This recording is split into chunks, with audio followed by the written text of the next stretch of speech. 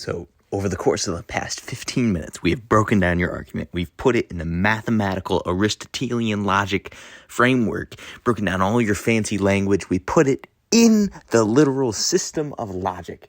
And I have proved without a shadow of a doubt that your argument is mathematically false. Can we agree now? Nah. We live in an interesting world with a lot of disagreement and vocal resistance to every single idea you could ever think of. And any viewpoint that you could imagine somebody's supporting it more vocally than you could ever imagine, and putting out media, videos, everything, supporting that policy, argument, belief, what have you. Because there are so many people so actively spreading a message that is contrary to everybody else's, we've kind of developed a whatever you feel like is the truth. And maybe that works or maybe it doesn't. The idea of historical truth that we've been given is that in the past, when governments were more controlling and more oppressive, or churches were more controlling and more oppressive, there was one truth, and that was the unquestioned truth, and everybody agreed with it. But I don't really think that we're different from the rest of history right now, because when you think about it, we kind of do have an agreed upon truth from the positions of power, except those are just within a bureaucracy instead of held on a throne. And maybe there is more or less truth to that vision of history that we have about governments controlling how people think.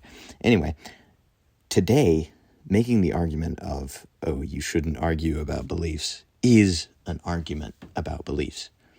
So you can't avoid arguments, you can't avoid theology, and you can't avoid philosophy, because abstinence is it's an argument. Back to dialogue, though. When you're talking with somebody about beliefs or policy or ideas, what is the mechanism that's going on? What is the goal? What is the direction? What is going on? Is it for your sake or is it for theirs? Is it for the sake of the argument or is it for the sake of your personal beliefs and their personal beliefs? What is the mechanism? Are you trying to convince them? Are you trying to prove to yourself that you're right? What's the deal? And when you're convincing them, are you trying to just get them to agree with you, or are you trying to prove it to them? Like, are you just trying to get them to feel like you're right, or are you trying to get them to begrudgingly admit that you're right? We do a lot of arguing, but we don't stop to think what it actually is. Now, I'd like to present two views about what could be going on within ourselves, and they both could be true, I'd say. At least if only using evidence from this particular context, they work similarly. But one of them, I think, has more in line with the rest of what we know. Now, this first view is where you imagine our reasoning as green and red boxes. Imagine it's just numerical values. You're literally an EU4AI. You have green reasons and you have red reasons. If you have more green reasons than red reasons, then you go with the green option. So your job in an argument is to stack up green boxes in your argument. And if we were perfectly logical, all of those green boxes and red boxes would be simply mathematical arguments, statements of proof. But those green and red boxes might also be emotional biases. So maybe you just try to make the other person feel in agreement with you. This is a deterministic view of things, and if you only believe in physical existence or things governed by the laws of nature, then this is the view that you have to stick to be logically consistent. This view would also justify pretty much anything in order to stack the boxes on the right side. Like social engineering would be necessary to ensure that everybody has the right balance of boxes and that they choose the right thing. Now, if you're trained in classical debates and you want a different way to understand it than just green and red boxes, you can just pretend you're a judge and know those boxes of solvency, significance, causality. No, there's a different word for it, but all of those check boxes. And you could say that we, decide everything based on those topics of the debate in our minds in every second of every day. Now, all that being said, I would like to introduce, in the middle of all these green and red boxes, a gray box.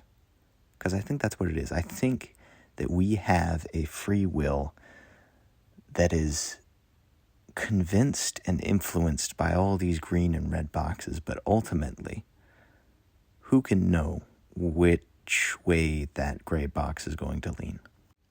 I think that's really how it is. I think it's a gray box in the middle that determines what we say to the other person. It's an interesting thing because you can't explain it. You can't look deeper into it. You can't break it down further. It's just something happens in that gray box. And I think that's just the consciousness that we experience. And maybe it's a deal of that's the highest level or the lowest level of complexity in our lives. That's what we experience. And so, of course, we can't explain it because that's all that we have. You can't describe what the paint job on the outside of your car is if you're sitting inside it and you can't see it. Maybe that's just the deal. And maybe that makes things worth more. Maybe that makes things worth less. But I really think that when you're arguing with somebody or when you're discussing a topic with them, they have that little gray box. And whether the evidence is on the green or the red side, what they actually decide is unknown or unknowable until they decide it.